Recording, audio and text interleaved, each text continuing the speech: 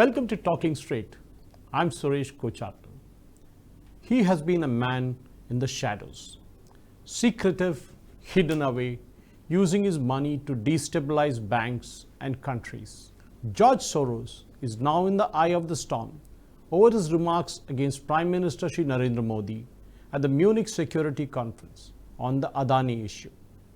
He has now admitted what we suspected all along. The Hindenburg report, which has a lot of we assume and we suspect, is said to be the work of George Soros and has all the hallmarks of his earlier attempts to pull down the Bank of England and the Bank of Thailand. It's now an open admission much of the money in the Hindenburg betted on in short selling the Adani Group stocks were bankrolled by George Soros.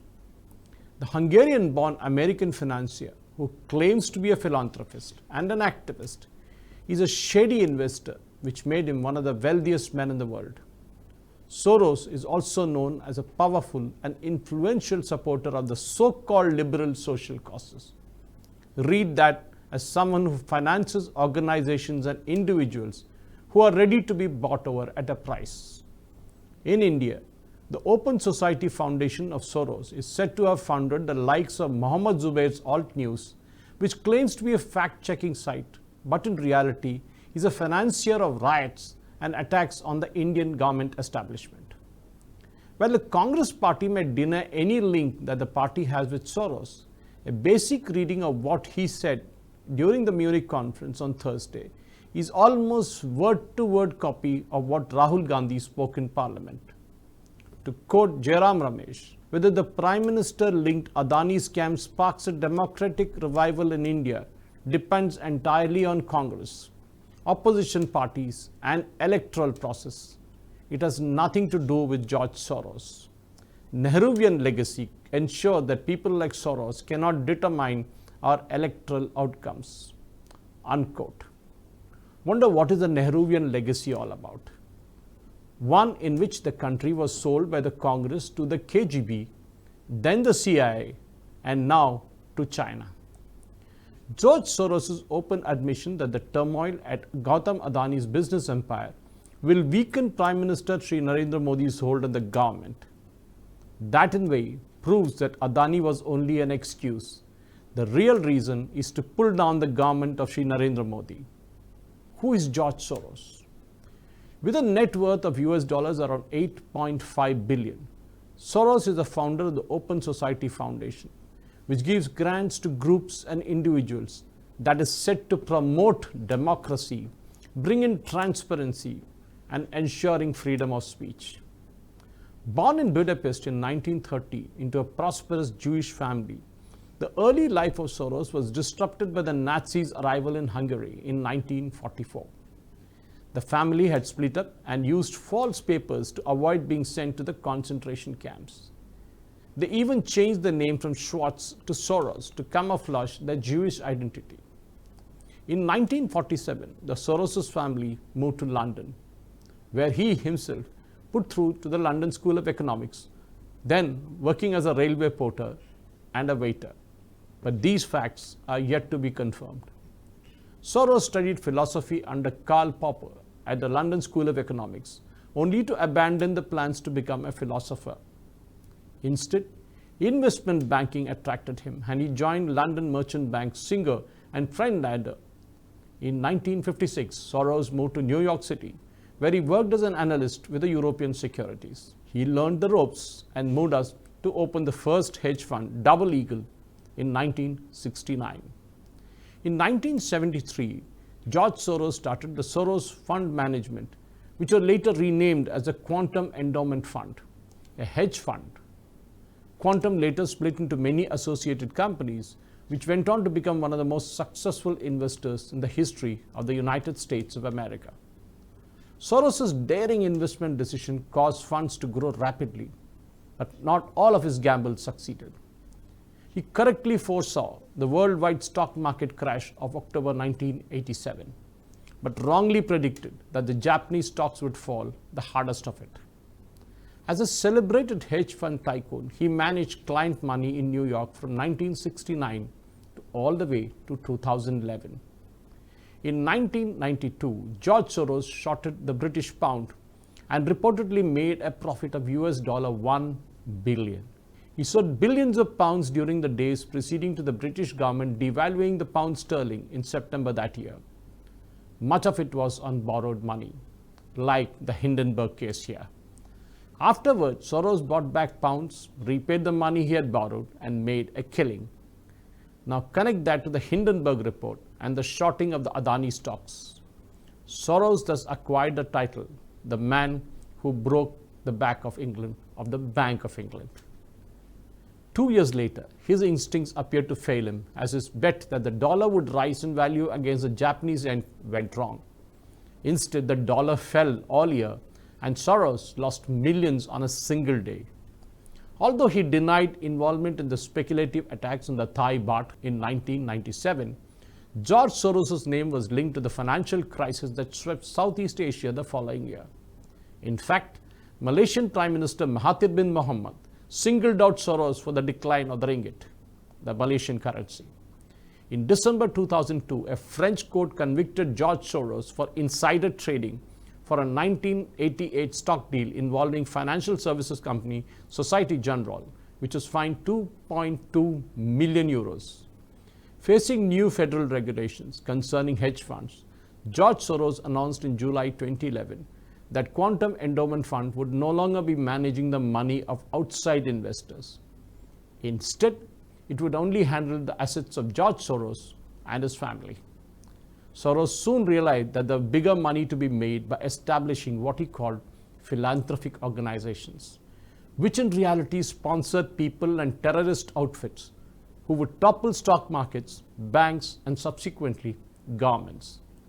He set up the Open Society Foundations in 1984 by using $32 billion of his personal fortune. He has been accused of using his wealth and influence to shape politics and funding regime changes in many countries. In 2020, he pledged $1 billion to fund a new university network to tackle the spread of nationalism, connect JNU and others in India.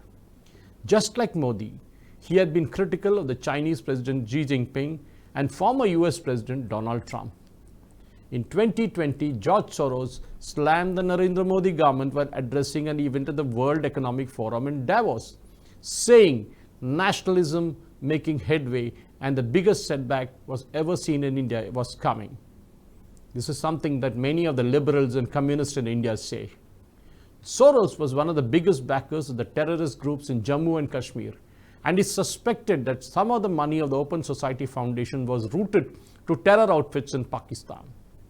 He was naturally angry and upset when his plans to destabilize Jammu and Kashmir went topsy-turvy when the Modi government abrogated Article 370. Soros claimed that it was the biggest and most frightening moment, a setback that occurred in India when a democratically elected Narendra Modi government created a Hindu nationalist state, according to him, imposing punitive measures on Jammu and Kashmir, which he claimed was a semi-autonomous Muslim region, threatening to deprive millions of Muslims of the citizenship, unquote. But what finally connected the dots was a video which Soros released on Thursday last, in which he spoke at the security conclave in Munich. On Thursday, he said that Modi would have to answer questions from foreign investors and, of course, the Indian Parliament on allegations that there was a nexus between him and the Adani Group. Adani Group has been under severe pressure since the US short seller Hindenburg Research on January 24th accused it of accounting fraud and stock market manipulation. Allegation that the conglomerate has denied as malicious, baseless, and a calculated attack on the Indian economy. In the United States, George Soros has been one of the biggest funders of the Democratic parties and most generous donors, having poured billions of dollars into the super PSE ahead of the 2022 midterm elections. Naturally, the Democratic Party and many of the senators are rabid supporters of the anti-India terror outfits. Many Khalistani outfits are also said to be on George Soros' payroll. Soros is said to have donated $100 million to the Human Rights Watch in 2010. What this outfit does with that huge kind of money, nobody knows. But most of these funds are funneled to terror sympathizers across the world, from Gaza to Pakistan. The Open Society Foundation is said to have directly funded a number of left-wing and Islamic media outfits in India, including Alt News, Quint, Scroll, Wire, News Minute, Caravan and others. The Soros-funded outfit also sponsors stories of Rana Ayub and the likes in foreign publications like Washington Post and New York Times. It also bankrolls the Indian American Muslim Council, a US-based outfit which claims that it is dedicated to safeguarding India's pluralist and tolerant ethos, but has vowed to destroy Hindus in India. George Soros revealed that his regime change plan in 2020, but at that time many did not notice the threat. In the last 3 years, enough awareness has been created about the deep state of George Soros and their agenda. Soros was not aware that he made a mistake now, a crucial one that has enabled us to catch him red-handed. Naturally, his Indian agents are scared and rattled. They're trying their best to distance themselves from the devil, as Congress was trying to do. What is worrying Soros and Hindenburg is that SEBI is investigating all transactions in the Adani stocks in the exchanges in India. That is what made some people and who made millions in this entire deal worried. In the Cold War era, the CIA used money and mercenaries to install their puppet regimes in countries which were not favorable to the United States of America. Now, George Soros and many others are doing the same. Different names, but the modus operandi is same.